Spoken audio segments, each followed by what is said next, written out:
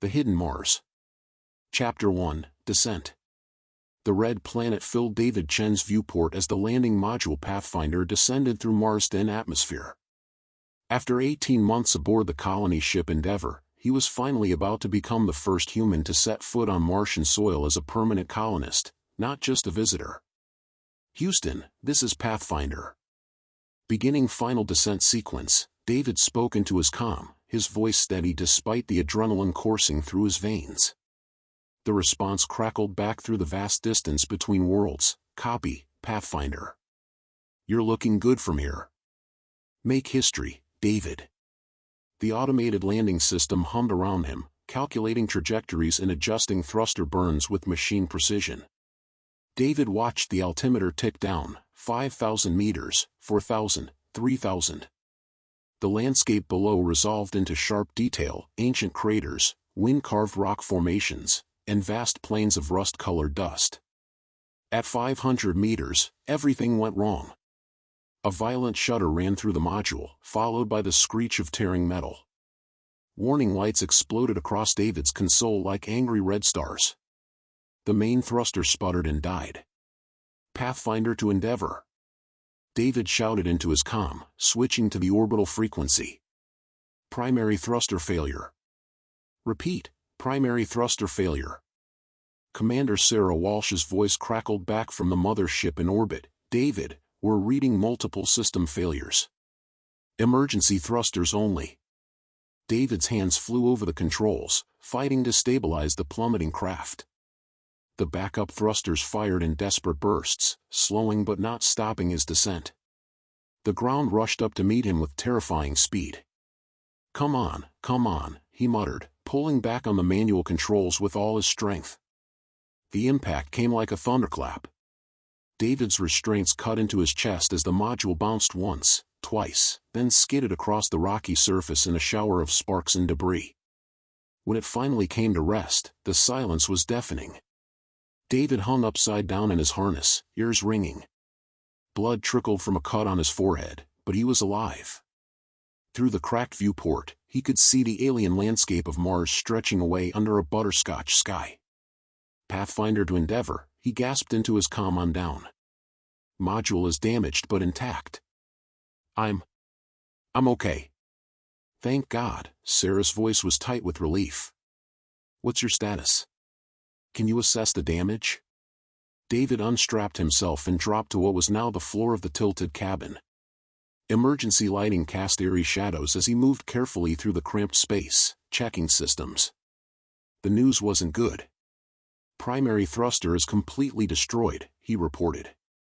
"Landing struts are damaged, power systems are running on backup, and..." He paused at the navigation console. "Navigation array is offline. I can't get a precise location fix."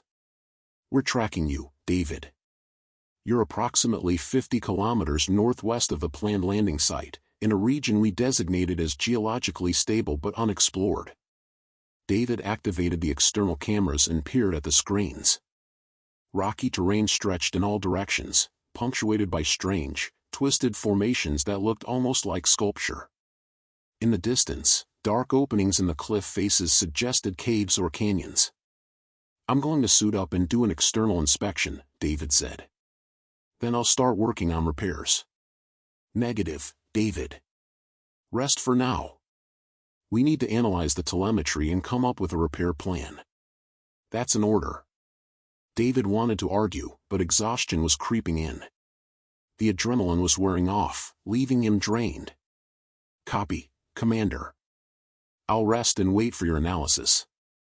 As he settled into the pilot's chair and gazed out at the Martian landscape, David couldn't shake the feeling that he was being watched. The sensation was irrational. Mars was supposed to be lifeless, nothing but rocks and dust and thin air. Yet something about the way the shadows fell across those distant cave openings made him uneasy. He dismissed the feeling as post-crash nerves and tried to rest. Tomorrow, he would begin the long process of repairing his ship and getting back to orbit. But tonight, he was alone on Mars, and the silence pressed in around him like a living thing. Chapter 2, First Contact. David woke to the soft ping of his proximity sensors. He'd been dozing fitfully in the pilot's chair, his body aching from the crash.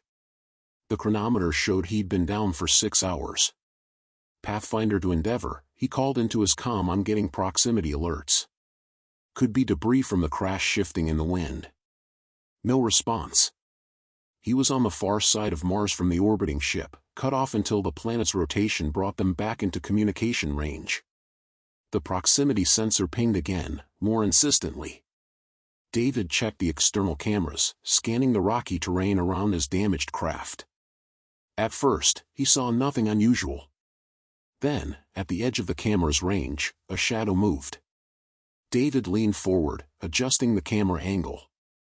There, behind a cluster of red rocks, something had definitely moved. Too large to be debris, too purposeful to be random. His heart rate spiked. According to all the surveys, all the rover missions, Mars was dead. Sterile. Lifeless. The shadow moved again, and this time David caught a glimpse of its shape. Humanoid. Impossible, he whispered. David suited up quickly, checking his oxygen levels and suit integrity twice before cycling through the damaged airlock. The Martian surface crunched beneath his boots as he stepped outside, each breath a reminder that only his suit's life support stood between him and the thin, toxic atmosphere. He moved cautiously around the Pathfinder, documenting the damage while keeping one eye on the surrounding rocks. The main thruster was indeed destroyed, a twisted ruin of metal and ceramic. The landing struts were bent at odd angles, and scorch marks decorated the hull like abstract art. A sound made him freeze, the scrape of boot on stone. David turned slowly, one hand moving to the emergency beacon on his belt. A figure stood 30 meters away, partially concealed behind a rust-colored boulder. Definitely human in shape, but wearing what looked like pieced-together armor made from metal plates and leather. A helmet fashioned from some kind of reflective material obscured the face. "Hello?" David called out, his voice sounding strange through the suit's external speakers. The figure didn't respond, but neither did it flee. David took a careful step forward. "I'm David Chen, from Earth. Can you understand me?" This time the figure moved, raising one hand in what might have been a gesture of acknowledgement. Then it turned and began walking away with long, loping strides adapted to Mars' lower gravity. "Wait!" David called, but the figure disappeared behind a rock formation. David stood alone in the Martian silence, his mind reeling. People. There were people on Mars. Living, breathing humans who had somehow survived on this hostile world. The implications were staggering. He spent the next hour examining his ship and taking photos of the damage, but his thoughts kept drifting to that brief encounter. Who were they? How long had they been here? Why hadn't any of the orbital surveys or rover missions detected them? As he worked, David became aware of other subtle signs he'd initially missed. Scratches on nearby rocks that could have been tool marks. Paths worn smooth through the gravel that were too straight to be natural. This area wasn't as uninhabited as it appeared. The sun was setting when he finished his external survey, painting the sky in shades of salmon and gold. David was preparing to return to the Pathfinder when he saw them, 3 figures standing on a ridge about 100 meters away, silhouetted against the dying light. They watched him for several long minutes before disappearing into the gathering dusk. David remained outside until full darkness fell, hoping they would return, but Mars seemed empty once more. Back inside the module, David tried to raise the Endeavor on the comm, but the orbital mechanics weren't right yet. He was still alone with his discovery. He spent the evening reviewing the camera footage, enhancing the images of the mysterious watchers. The armor they wore was definitely handmade, cobbled together from salvaged materials. But what materials? There were no industrial facilities on Mars, no source for refined metals except. David's eyes widened as understanding dawned. The missing rover missions. Over the decades, several rovers had gone silent in this region of Mars. Everyone assumed they'd suffered mechanical failures or been buried by dust storms. But what if they'd been salvaged? What if generations of Mars explorers had been providing raw materials for these hidden people? The implications were profound. If there was a human population on Mars, they'd been living here for decades, possibly longer. They'd adapted to the harsh environment, learned to scavenge and survive. And they'd remained hidden from Earth's surveillance. But why? What were they hiding from? David was about to find out. Chapter 3, The Underground. Dawn on Mars came as a gradual lightening of the salmon-colored sky. David had slept poorly, plagued by dreams of watching eyes and half-remembered sounds that might have been his imagination. He suited up early and went outside to continue his damage assessment. The Pathfinder's main communication array was intact but had been knocked out of alignment during the crash landing. David spent the morning adjusting the dish, using handheld tools from the emergency kit. It was delicate work in the bulky pressure suit, made more difficult by Mars' reduced gravity, which made every movement feel slightly off balance. He was tightening the final mounting bolt when a voice spoke behind him. "You're doing that wrong." David spun around so quickly he nearly lost his footing. A woman stood 20 meters away, no longer trying to hide behind rocks. She wore the same kind of improvised armor he'd seen before, but her helmet was tucked under one arm, revealing a weathered face framed by short, graying hair. Her skin had the leathery quality of someone who'd spent years in harsh conditions. "You're real," David said, his voice barely a whisper. "Real as the rocks," she replied. Her accent was strange, American English but with an odd cadence, as if she'd been speaking a different language for years. "That dish alignment is off by maybe 15 degrees. You won't reach your orbital ship with that setup." David looked back at the communication array, then at the woman. "How do you know about the orbital ship?" "We've been watching Earth's ships come and go for 40 years, she said. "Though you're the first to actually land. Permanently, I mean. The others just visited and left." "Others?" David's mind raced. "What others? Who are you?" The woman studied him for a long moment, then seemed to come to a decision. "Name's Elena Vasquez. I was part of the first Mars mission that never made it home." "That's impossible. The first Mars mission was unmanned." "The rovers." "The official first mission," Elena interrupted. "There were others. Secret ones. Military ones. Missions that Earth would rather forget about." David felt the ground shifting beneath his feet, and not just from Mars geology. When? 1987, Cold War was still running hot, and both sides wanted to claim Mars. I was part of a joint Soviet-American black project. 12 of us made the trip. Only 8 survived the landing. Her expression darkened. "Only 3 of us are still alive now. Where have you been? How have you survived?" "The rovers, the orbital surveys, no one detected any human presence." Elena smiled grimly. "That's because we learned real quick that staying hidden was the key to staying alive. Come with me, David Chen. There's a lot you need to see." "How do you know my name?" "We've been listening to your radio chatter. Your ship up there isn't exactly being subtle." She gestured toward the sky where the Endeavour orbited invisibly above them. "We know why you're here, and we know Earth is planning to send more colonists." "That's complicated." David looked back at his damaged ship, then at Elena. Every protocol he'd been trained for said he should stay with his craft, wait for rescue, follow the mission plan.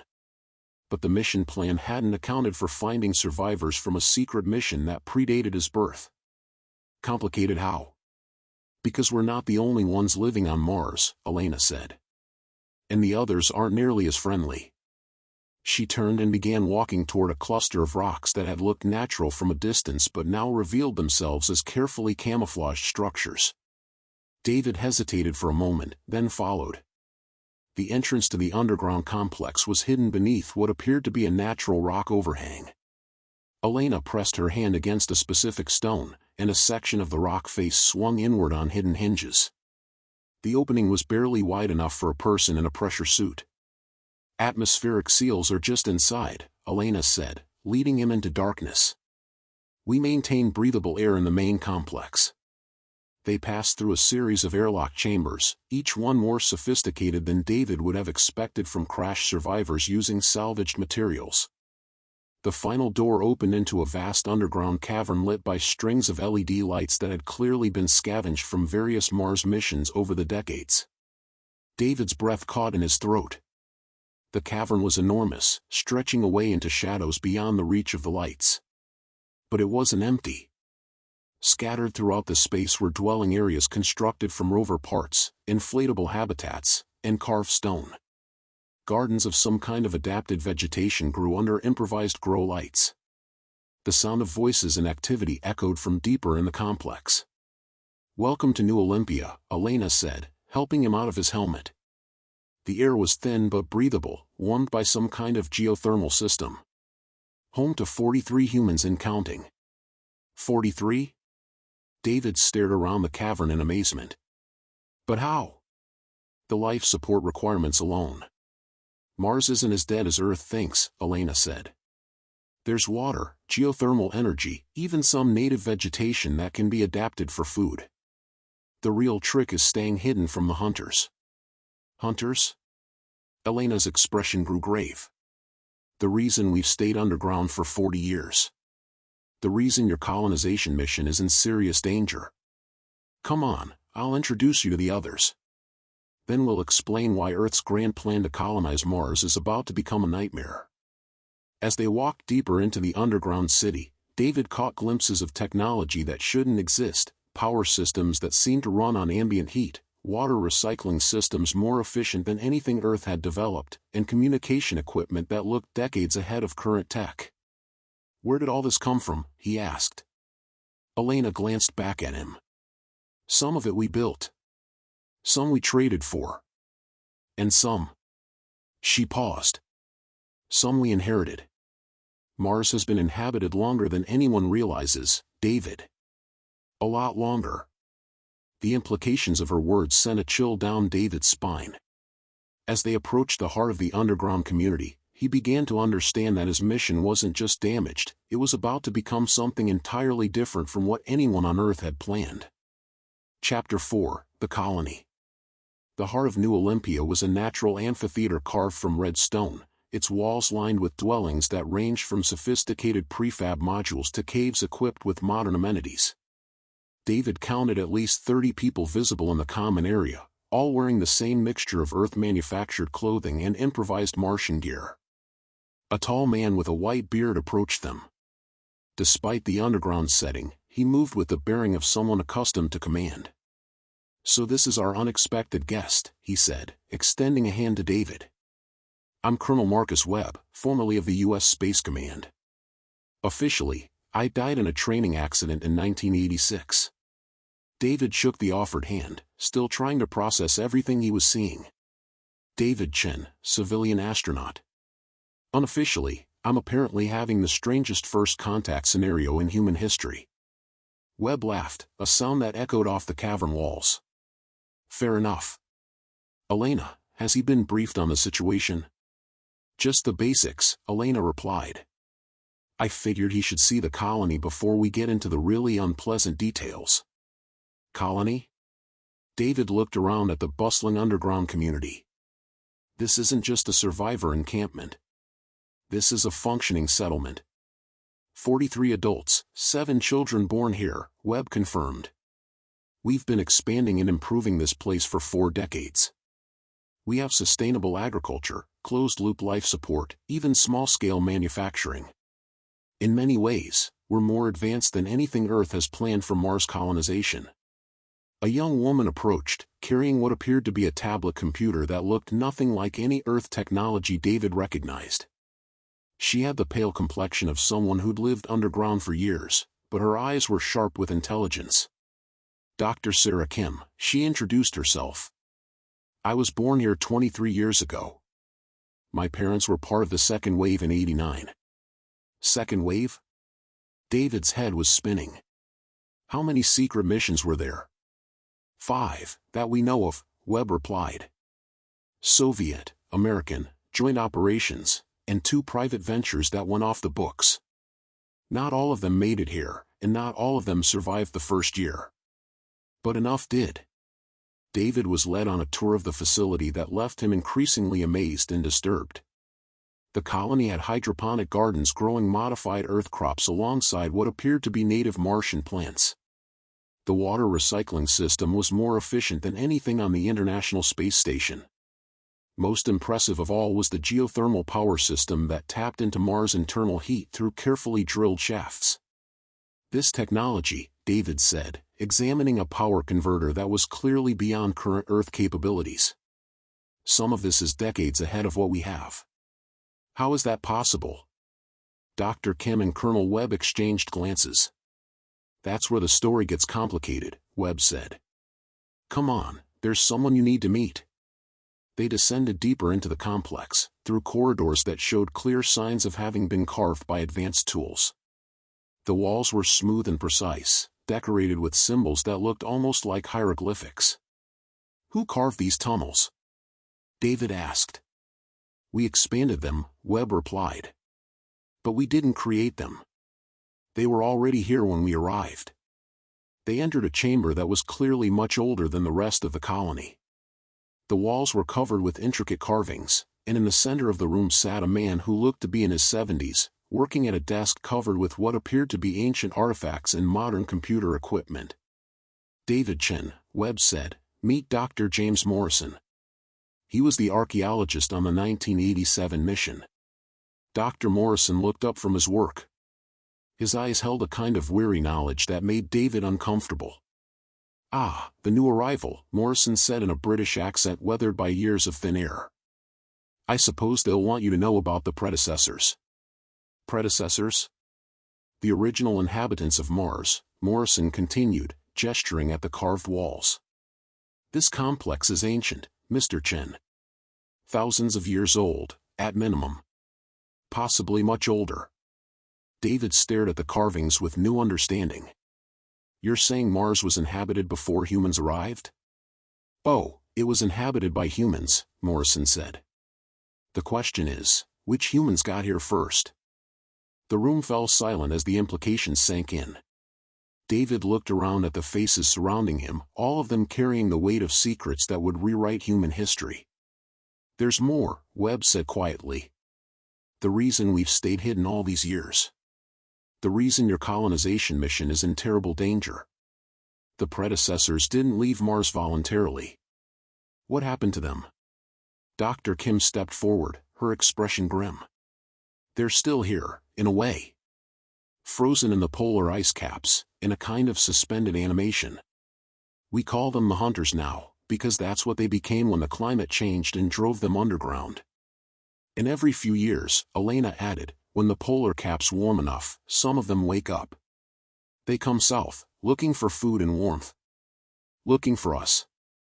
David felt a chill that had nothing to do with the underground air. What do they look like? Webb pulled out a tablet and showed David a blurry photograph. The image showed something that might have once been human but had adapted to Mars in ways that were deeply unsettling. 8-limbed, covered in what looked like chitinous plates, with multiple eyes adapted for the dim Martian environment. We call them spiders, Webb said. They hunt in packs, they're incredibly intelligent, and they see humans as both competition and food. The last major emergence was 3 years ago. 12 of our people died before we managed to drive them back. David stared at the photograph, trying to reconcile the image with everything he'd known about Mars. How many are there? We estimate several hundred in the northern cap, maybe more in the south, Dr. Morrison replied. The orbital surveys haven't detected them because they're deep in the ice, in hibernation most of the time. But they're stirring more frequently as Mars' climate shifts. And, Elena added grimly, our monitoring stations detected increased activity in the polar regions 2 weeks ago. Right around the time your ship entered Mars orbit. David felt the weight of responsibility settling on his shoulders. They know we're here. They know something's here, Webb confirmed. The question is what we do about it.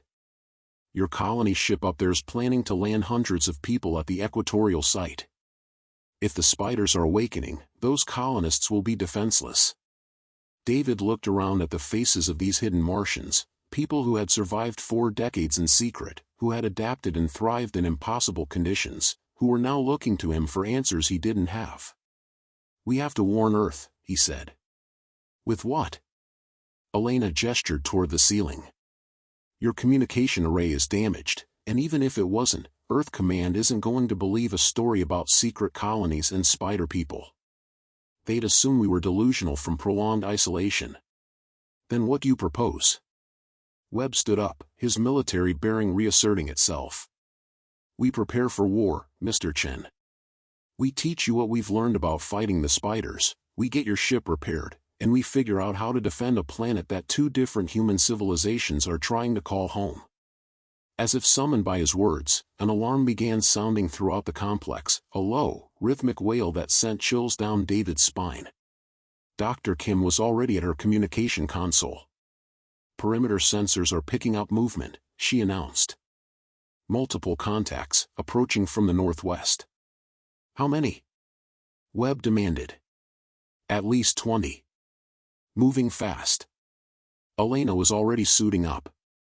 "Looks like your education in Martian survival is about to begin, David. The spiders have found us." Chapter 5, First Hunt. The colony transformed in minutes from a peaceful underground community to a military installation. David watched in amazement as hidden weapon caches opened in the walls and civilians became soldiers with practiced efficiency. Here, Elena thrust a modified rifle into his hands. "It's an electromagnetic projectile system we developed. Fires metal fragments at high velocity, one of the few things that can penetrate spider carapace." David examined the weapon. It was clearly cobbled together from various sources, but the craftsmanship was impressive. "How do you know so much about fighting them?"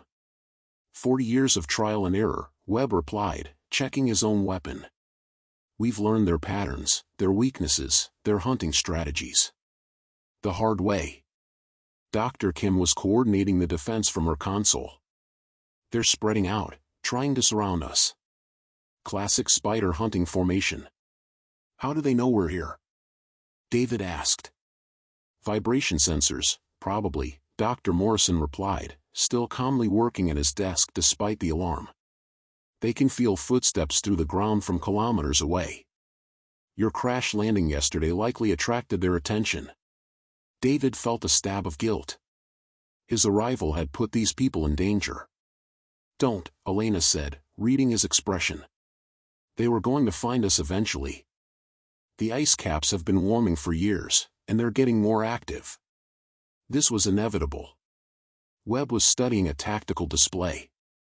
"Sarah, what's the status on the northern perimeter sensors?" "Going dark, one by one," she replied. "They're taking out our early warning system." "Smart bastards," Webb muttered. "All right, people, defensive positions. Remember, they're fast, they're smart, and they coordinate their attacks. Stay in groups, watch each other's backs, and don't let them separate you." David followed Elena through a concealed exit that led to the surface. They emerged behind a camouflaged bunker built into what looked like a natural rock formation.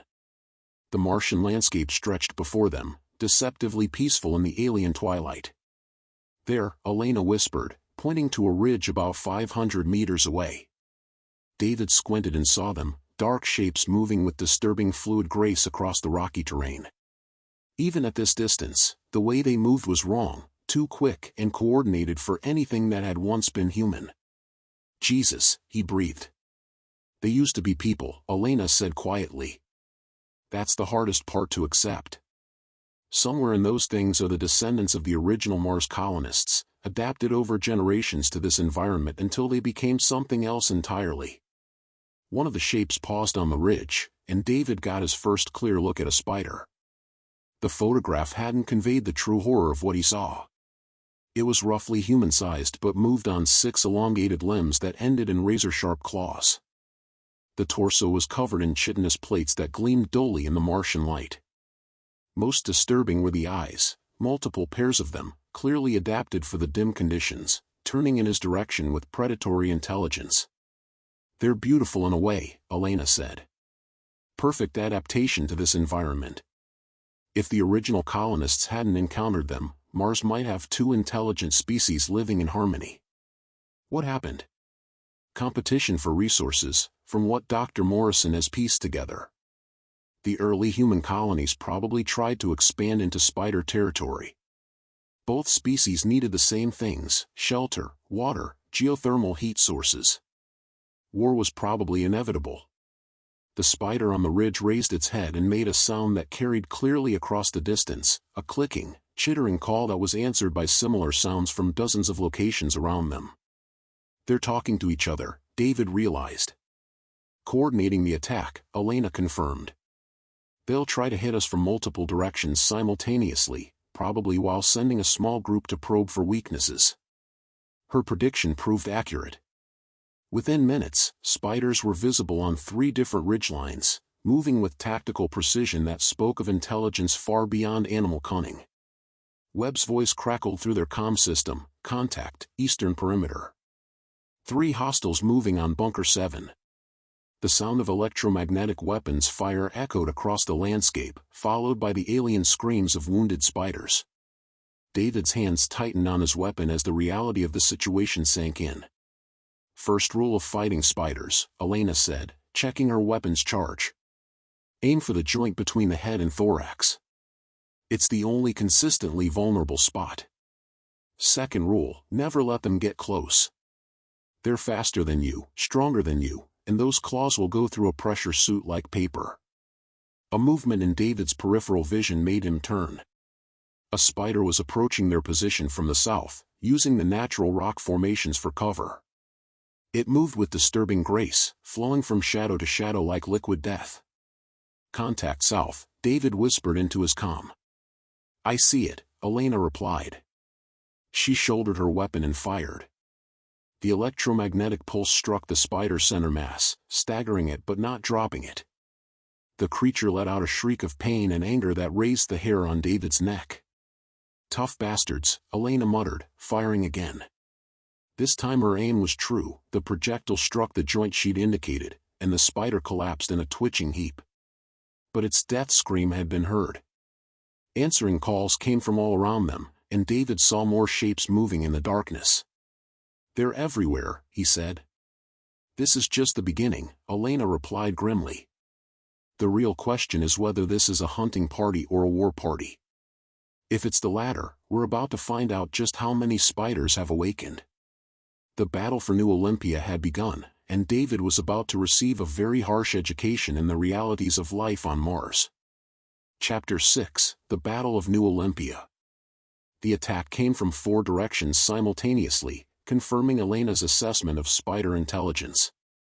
David found himself fighting alongside people who moved with the confidence of decades of experience, while he struggled with the disorienting effects of Mars gravity and the bulk of his pressure suit. "Stay low and keep moving," Elena shouted over the sound of weapons fire.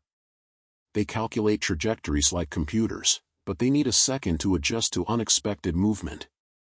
A spider came over the rocks to their left, moving in a skittering rush that was terrifyingly fast. David fired instinctively, his shot going wide. The creature's multiple eyes fixed on him with predatory focus. Elena's weapon whined as she fired, catching the spider in mid-leap. The electromagnetic pulse sent it tumbling, but it recovered quickly, ichor leaking from a wound in its carapace. "Joint shots!" Elena yelled. "Center mass just pisses them off." David adjusted his aim and fired again. This time his shot found the vulnerable spot between head and thorax.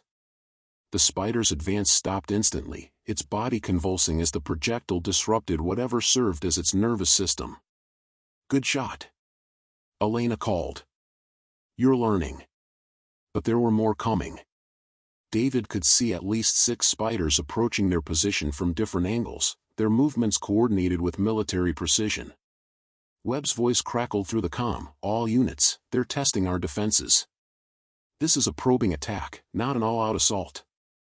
Make every shot count, conserve ammunition." David was beginning to understand the tactical situation. The spiders were intelligent enough to conduct reconnaissance in force, testing human defenses and response capabilities while minimizing their own casualties. It was the kind of strategy that spoke of long experience in warfare. How long have they been fighting humans? He asked Elena during a brief lull. 40 years that we know of, she replied, reloading her weapon with practiced efficiency. But probably much longer. Dr. Morrison thinks there were other human expeditions that were never recorded officially. The spiders have been learning our tactics for generations. A new sound cut through the air, a deeper, more resonant call than the hunting cries they'd been hearing. David felt the vibration in his bones. Elena's face went pale. Oh, shit. What was that? Pack leader, she said grimly. The smaller ones we've been fighting are just scouts. That call means the real hunters are coming. As if summoned by her words, something much larger appeared on the northern ridge. Even at distance, David could see it was massive, at least twice the size of the creatures they'd been fighting, with additional limbs and what looked like natural armor plating. Alpha spider, Elena breathed. I've never seen one this close to the colony. The alpha raised itself up on its hind limbs and made another call, deeper and more complex than before. The smaller spiders immediately began withdrawing, pulling back from their assault positions with the same coordination they'd shown in attack. They're retreating? David asked. Regrouping, Webb's voice corrected through the comm. All units, fall back to secondary positions. This was just the opening move. As they moved back toward the concealed entrance to New Olympia, David got a better look at the terrain around them. The evidence of previous battles was clear once you knew what to look for: scorched rock from energy weapons, metal fragments embedded in stone, and the occasional glint of chitinous shells scattered among the natural debris. How often does this happen? He asked. Major attacks, every few years, Elena replied. Minor probes like this, whenever they detect unusual activity. Your crash landing was like setting off a signal flare. Inside the colony, the atmosphere was tense but not panicked.